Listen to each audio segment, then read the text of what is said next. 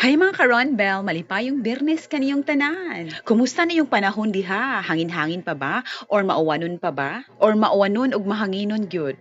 Diri ginagmay na lang hapak sa hangin ug dili uwan.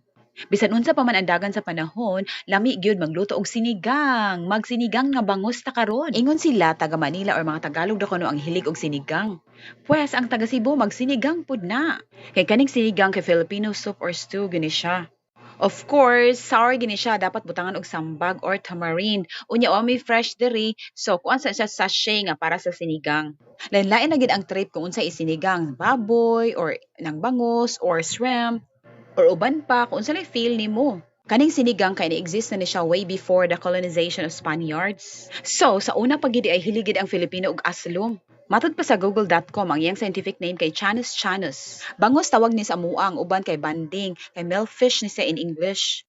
Matod pa sa nnc.gov.ph, good source of omega-3 gini siya nga good for cardiovascular health. Makakontribute ni siya sa infant health ug brain development, maka-help prevent cancer, maka-lower sa risk of Alzheimer's disease. Ug makatabang ni siya reduce inflammation and rheumatoid arthritis. So hinigupay na this. Timing, nagluto og bugas mais ang akong bana. Happy ang hinigupay nako ron. Happy hinigupay ninyo. It's me, Annabelle.